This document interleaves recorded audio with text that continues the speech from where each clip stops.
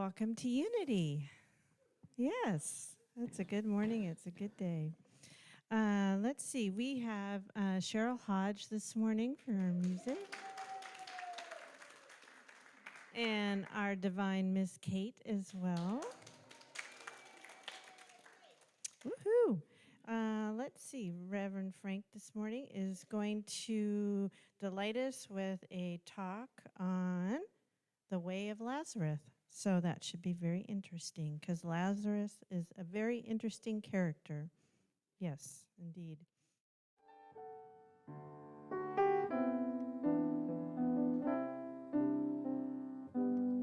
Heaven guide me, heaven show me the way, heaven guide me, heaven show me the way, when I'm lost and confused, heaven lead the way, when I'm reaching for you, will you meet me halfway?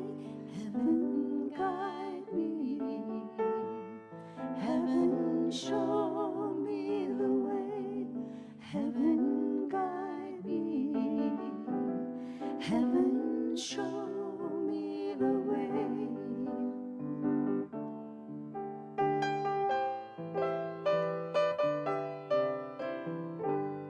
Heaven guide me, heaven show me the way, heaven guide me, heaven show me the way, when I'm lost and confused, heaven lead the way, when I'm reaching for you, will you meet me halfway? Heaven guide me, heaven show me the way, heaven guide me, heaven show me the way.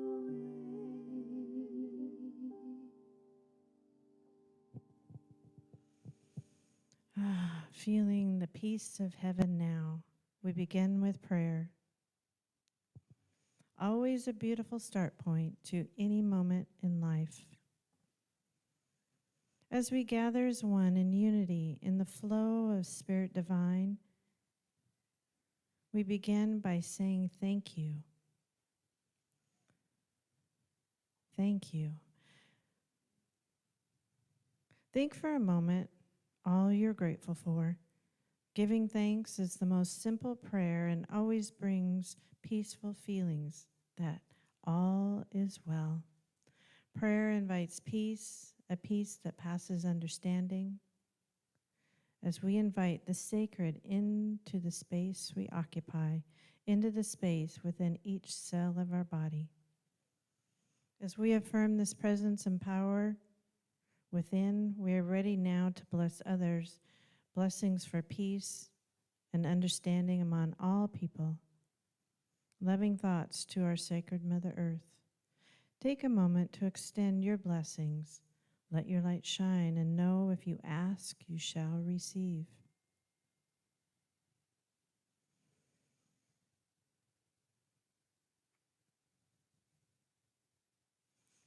Amen.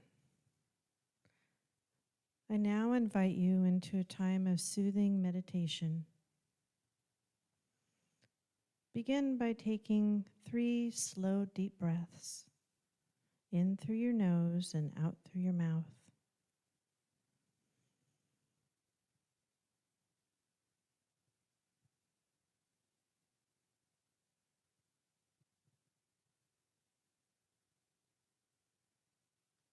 Deep, slow breathing signals our body to relax and mind to calm.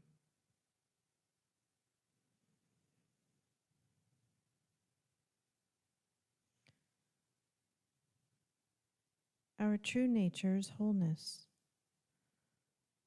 We are complete expressions of the one presence and one power that loves, that supports, that is. This one presence, one power is always present.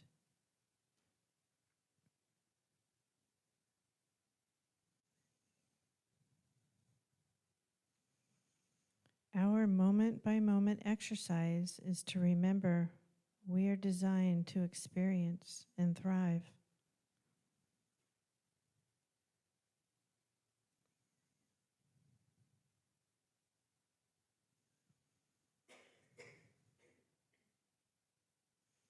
Affirm within yourself,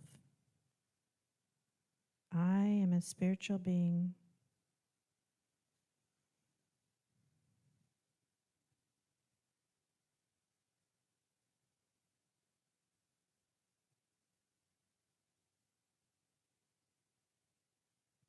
I allow my own well-being.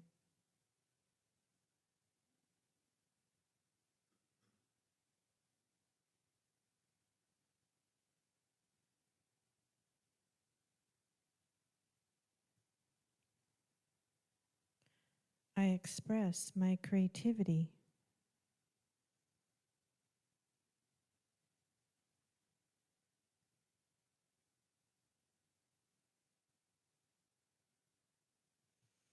I am here to experience, to enjoy.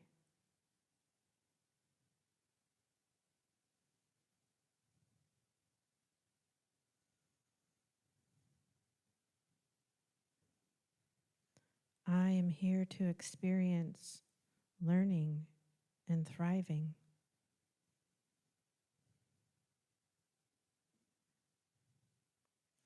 In a moment, you'll experience a sound bath. Allow the sound bowls to align more fully into the spiritual being that you are. As the sound begins, repeat these two thoughts. Thank you. I am. Thank you. I am.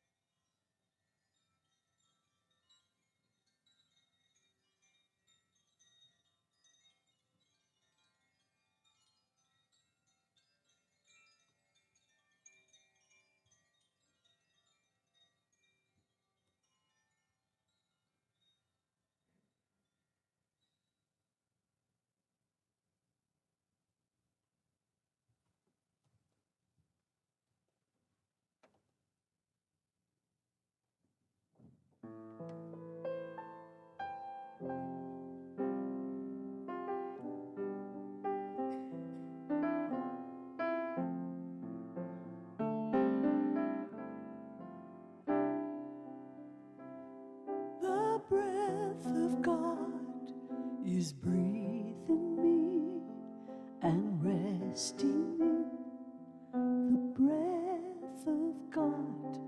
I know that all is well. The grace of God is grace in me and resting in the grace of God. I know that all is well.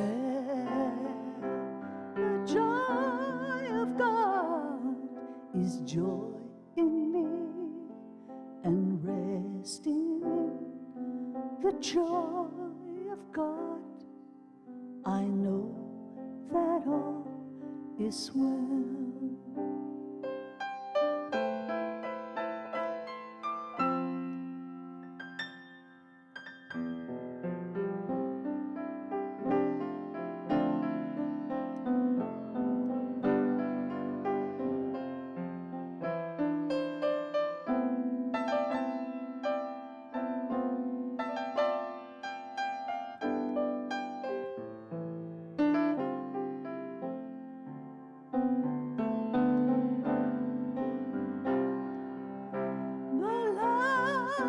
Of God is love in me and resting in the love of God. I know that all is well. The peace of God is peace in me and resting in the peace of God. I know that all is, sing it with me, the breath of God. The breath of God is breathing me and resting in the breath of God. I know that all is well. I know that all is well. I know that all is well.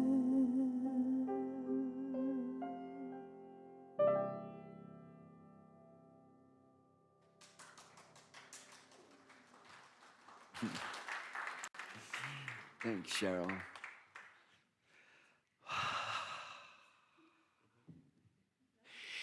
Yeah.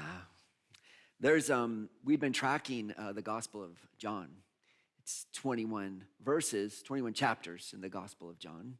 Which we've been doing for 7 weeks, and George has been doing a class on Wednesday night. So each week I've been trying to find a theme that fits the class and a theme that comes from the Gospel of John. And one of the things that we've noticed is that there's a pattern. There seems to be a repetition of ideas. It's like this. Oh, and it's like this in the same way, but here's another story. And it's the pattern. It fits the pattern. Look for the blueprint. Look for the pattern. And one of the things that we talked about last week to reintroduce is this phrase that inspired me like 30 years ago. It was Matthew Fox told me about this, a mystic. Her name was Mechtild of Magdeburg. It was in 1200s. And she said, the day of my spiritual awakening was the day that I saw, and I knew that I saw all things in God and God in all things. All things in God and God in all. It's not like God is in all things, like God out there is in all things over here, is all things in God. It's like the one, you see the oneness. Not like a separation thing. It's all things in, not God out there is in us. She doesn't say that. All things. And the day I saw, meaning I got it intellectually, I understood it. I had a heightened, in the Gospel of John, he talks about John the Baptist who comes first. John the Baptist, the heightened intellect, the heightened awareness, the heightened understanding. First, I got to get it. The day I saw, and I knew that I saw. I felt it. I really got it. And which is represented, then Jesus showed up and said, yeah, John baptizes in water, I baptize in spirit. It's the next stage. But we need to go, we know it's part of first understand it, I saw it, and then I saw that I saw it. It's like there's energy there. And I get it. Yeah, I get it. And so there's a pattern, and I want to thank the Mary Alice and Richard Jaffola, Unity ministers. They were in charge of Silent Unity for, I think, about a decade. And they wrote a book called The Lazarus Blueprint. And it's been sitting on my shelf for 4 years. And I pulled that thing out and went, oh, that's it. See the pattern. It's the story is in John 11. And I recommend it to you. If you're ever like, you're reading the Bible, maybe you like to do it in terms of maybe doing it with a study guide, in terms of sort of understanding of what's going on. But John 11, man, the story of Lazarus. It's just like this whole thing we talk about in unity, affirmative prayer, that God is in all, and I know, and I can see it, and I can feel God in all things. It creates the pattern. Yeah, that sounds good, but how? What can you give me some tips on how exactly I can feel this sense of I see the divine in all and all in the divine? So I'm going to read you a story, but not the whole, because it's like 45 lines, just a shortened version. Lazarus was ill. He was the brother of Mary and Martha. And the sister sent for Jesus and said, Lord, the one you love is ill. And when Jesus heard this, he said, the illness is not to cause death, but is for the glory of God, that the Son of God, the child of God, who's the child of God? Yeah. May be glorified through it, may be seen through it, may be uplifted through it. And when Jesus heard it, he stayed 2 days longer where he was. I mean, think about that. He gets this message that something's going on. You're the person you love, it says. You're the one you love. This best friend of yours is ill like to dying. Come right away. And he waits 2 days. And when Jesus arrived, he found that Lazarus had already been in the tomb for 4 days. And many Jews came to Martha and Mary to console them about their brother. When Mary came to where Jesus was, she knelt at his feet and said, Master, if you had been here, my brother would not have died. And Jesus says, where have you laid him? And they said to Jesus, come and see. And then he went to the tomb. It was a cave. There was a giant stone laid against it. Giant stone laid over the mouth of a cave. I needed 2 people to lift this thing. Having said that, I got Jim to help me because it took 2 people. He goes, I got it. And he lifted it himself. But anyhow,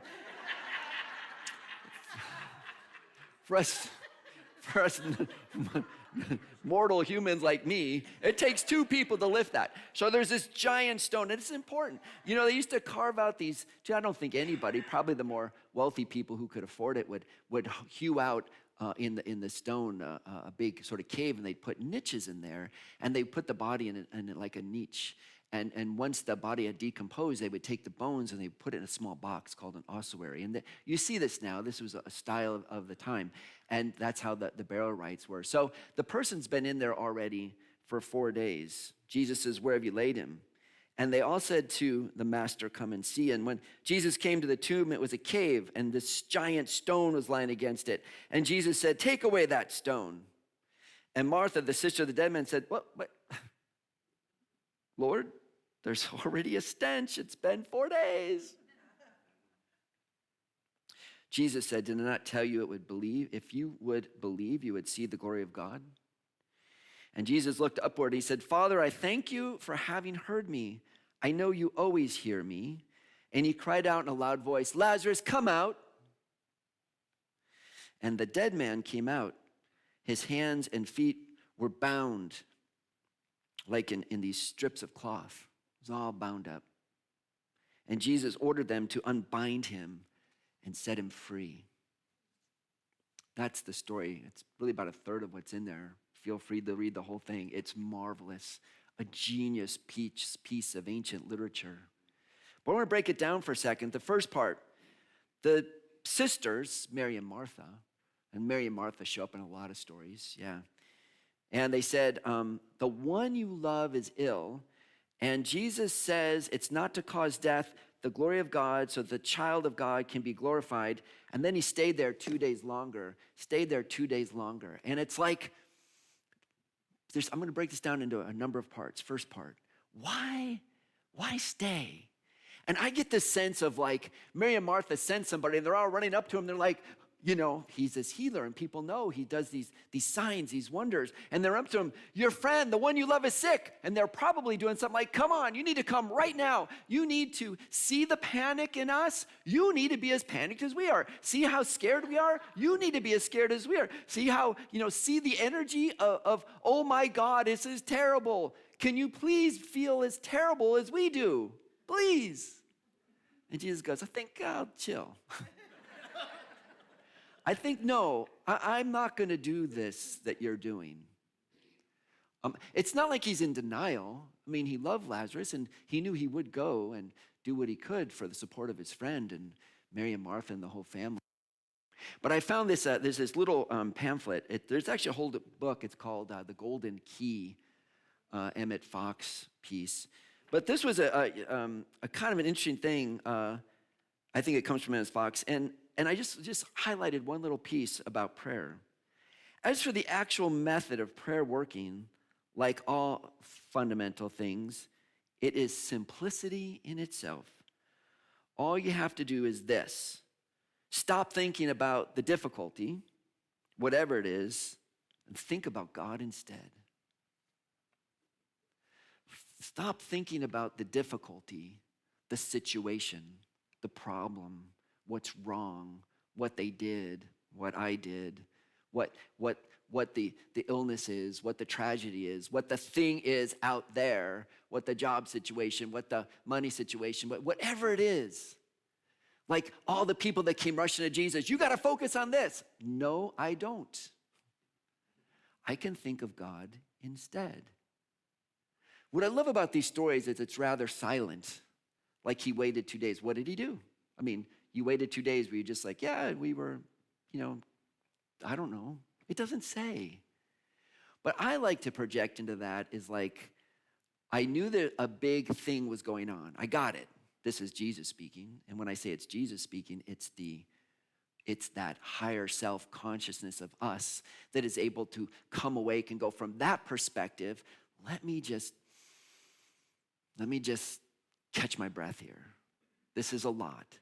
And from that true higher perspective, that Jesus Christ consciousness, that place, that spiritual oneness, that higher capital S self of us, can we pause before rushing in? And by the way, as I'm telling you this story, and I should have said this first. I want to stop for a second, now that we've read the story. What really makes the most sense for this is think of something right now in your life, whether it's something that's a paper cut or something that's a major event or anything in between. But this whole thing makes a lot more sense if we can think of something that's actually going on in our lives, right? So I practice this myself. I did this, and it was funny. I came up with a lot of things. But maybe pick one. Pick one. And it could be something that, well, you don't understand. There's a situation out there that's going on in my life. Whether it's somebody or something or some situation or something in the greater world or something in my family or something that's close by or something about my physicality or something about my health or something about my sense of prosperity or something about my sense of well-being or whatever it is. Can you think of something? Do you need a second, or does something come quickly to mind? Yeah. You got something? Okay. It's really important that we think of something. I got one. It helps going through the story. And you think about that thing and you go, okay, right now it's a problem. It's a situation. It's an issue. And we start from the very start. It's like, stop. Don't rush in to be more of the same problem. What if I focus on the divine instead? We know this from affirmative prayer, how this works, right? Step 2, and we jump forward where he travels from where he was and he goes to up to Bethany where Mary and Martha were. It's outside of Jerusalem. And he says, when he got there, if you had been there, oh, I love this. When Mary came to Jesus, he says, if you would have been here, my brother would not have died. If you had only done this, talking to yourself or hearing it from someone else, if you would have only listened to me, if you'd only done it right, if you'd only come sooner, what was I thinking? Why did I wait so long? Oh my God, I knew better. Why didn't I do something different? If only you'd done something better, if you only had done change, if only. Oh my God, stop. Here we are. here where we're at. Master, if you had only been here sooner, my brother would not have died. And he says, where have you laid him? They said, come and see. He went to the sewer, as a cove, and he said, take away the stone. And Martha, the sister, says, Lord, there's a stench. He's been dead for 4 days. Okay, it's a pattern. You got something in your mind, right, that's going on. We've stopped. We said, I'm not going to live in the form of the problem. Now I'm going to address it. And you go, okay, I'm going to address it. But you don't understand. It's like there's this 2-ton stone. First off, I got to move to even address this thing. And the second thing is, I don't know if I really want to address it because it stinks. Yeah, a lot of nodding of heads on this. Oh, you did think of something, right? It's like, I don't want to address that thing. Do we have to open that box of worms again? The can of worms? Do we really need to get into that situation once again? I'd like to get into that, but it's so much work to move. I mean, this is a little guy. Imagine one this big. Do I really want to address this big thing? And yet, here's the words of the Master, right? Of the Christ within us. It says, yeah, roll away the stone, little voice, but it's going to stink. Yeah, all right. Yeah, roll away the stone. I don't know if I want to go deal with that again. And what it oftentimes is, not always, but I'm going to bet oftentimes, that it has to do with forgiveness. And that stone is, I got to forgive that person. I got to forgive myself. Wow, that's a big stone to roll away. That's heavy.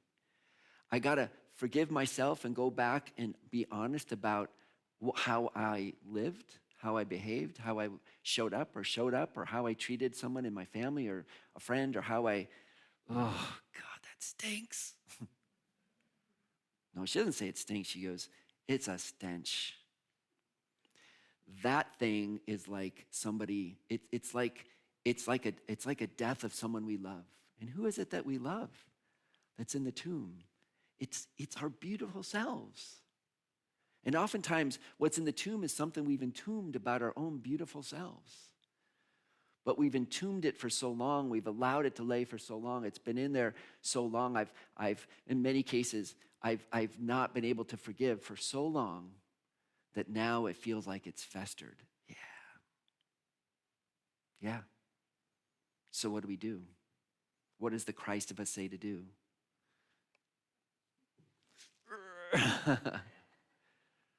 We talked about this early, this whole thing in John. It's like, see it, do something about it, and wait for the grace. See it, do something about it, and wait for the grace. Here's the do it, rolling away the stone.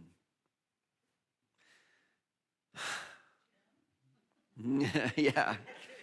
And if you can't do it, call Jim. He can help. So then they say to him, there's a stench, and it's already been for 4 days. And his response is, I love this. Did I not tell you that if you would believe, you would see the glory of God? Did I not tell you, if you would do it, if you would just believe in this possibility, if you would just trust that doing this forgiveness work, that doing this work of unfolding and allowing our Christ self to come forward. And yeah, it's work. And yeah, we may have to do something that feels like it kind of stinks. It's funny. Mary said there'll be a stench, but the scripture never says that there was. It's just the fear of it. It was the fear of it. Did I not tell you that if you just trust in your Christ self, trust in that higher sense of who we are, that if we would just trust in that you would see the glory of the divine manifesting in our lives. God, what a great promise. Did I tell you just to trust in that? And so Jesus looked upward and he said, Father, I thank you for having heard me. Well, I know you always hear me. So he had to say something out loud, Divine, I thank you for having heard me. Thank you. And it's interesting, part of this pattern that we're talking about, this almost like a technology. Well, how do we do it? How do we get this? What is this technology? That Jesus says, Father, I thank you. Nothing's happened yet. Jesus heard, he goes up there and he says, Father, I thank you. It's fascinating in John. And maybe if through the weeks we've been talking about this, but when Jesus turns water to wine, he says, fill up the jars with water. And then he says, now serve it. And it's wine. It's like, well, weren't you supposed to do something or do a blessing or sprinkle something on it or say some special holy words or something? None of that happens. And throughout this whole thing, there's these signs that Jesus does. And I think what's happening here in the story of Lazarus is we're seeing behind the curtain a little bit. We're seeing, what happened? We're seeing a little bit about what happened. Have the courage to roll away the stone. Maybe look at a bit of what we need to forgive in ourselves or in each other. Roll away the stone and stop being so afraid about these possibilities. And now Jesus says, and you see like behind the curtain, here's what's going on. Did he say it out loud? Did he say it to himself? I think he said it out loud. This is the idea. So everyone can hear him. Father, I thank you for having heard me. Well, what's happened yet? See, the thank you came first. How many of us in our life, and as things unfold, it's like, I really want to be grateful to God, to life, to love, to this unfolding of my life. If only this would happen, then I would really be grateful. And we've got it backwards. The blueprint says we're grateful first. We're grateful first. It's this real place of affirmative understanding. It's like the day that I knew that I saw it. I knew it.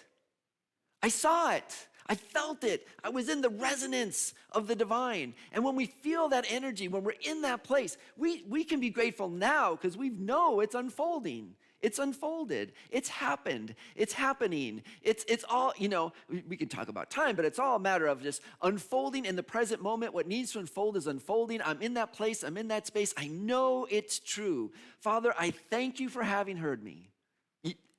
I'm good. Nothing's happened yet. And he's in this place of deep gratitude for the unfolding of his life. And then he cries out. This is step 5. He cries out in a loud voice, Lazarus, come out. Lazarus, come out. And Lazarus, metaphysically, I should have looked up the exact definition. It has something to do with God with us. Someone can look it up in metaphysical Bible. Like God's with us, or God in us, or God accompanying us. Lazarus, the God with us, come out.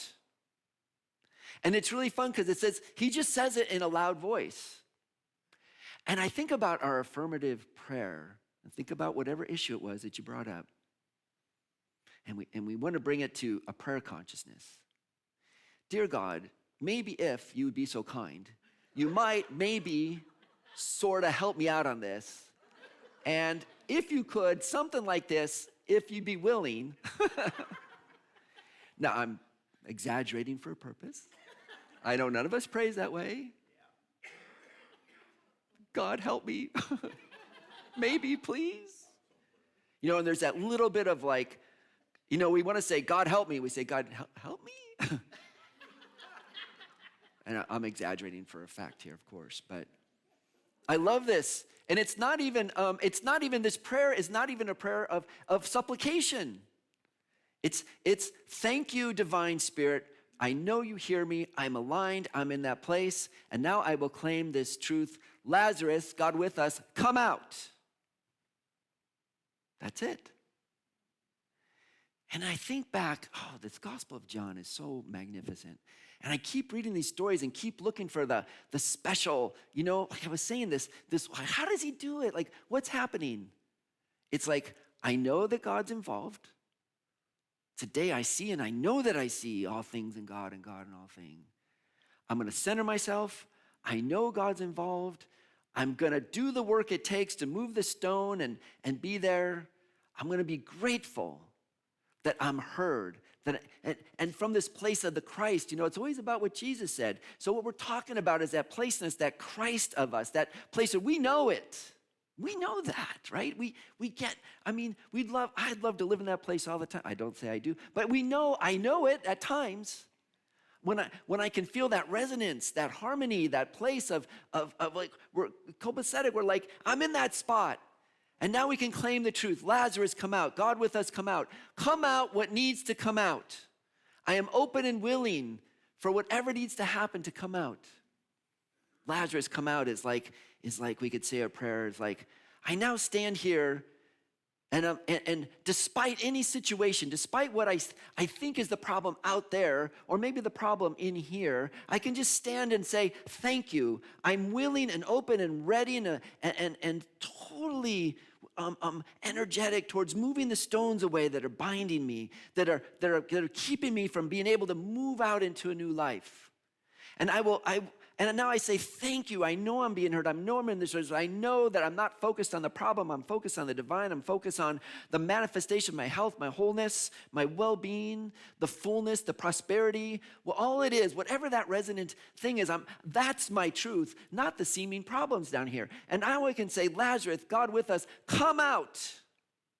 Come out in this situation of this apparent health issue I'm having. God with us, come out.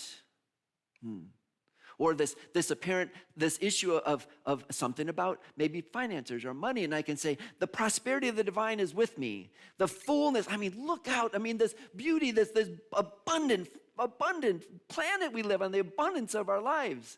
And I'm going to claim that is my truth. Abundance of the divine, abundance in my life, come out. Come out. But I got this thing and I feel like it's a health issue. But I am wholeness itself. I am the divine presence of wholeness, the fullness of the divine that's moving through me. The fact that I'm even walking and breathing on this life shows that there's this spirit of the divine that is now the truth of my life, and I'm going to claim my wholeness. Wholeness, come out. Come out. Claim it for ourselves. The truth of our nature. And whatever the issue is, think of a prayer for yourself right now. What do you need to come out? That fullness, well-being, abundance, prosperity, truth, wholeness, peace, love, connection, resonance, joy, blessedness. Come out. It belongs to us. Yeah. And then it ends with, I love this. So the dead man came out. The dead man came out. His hands and feet bound with strips of cloth, and his face wrapped in a cloth.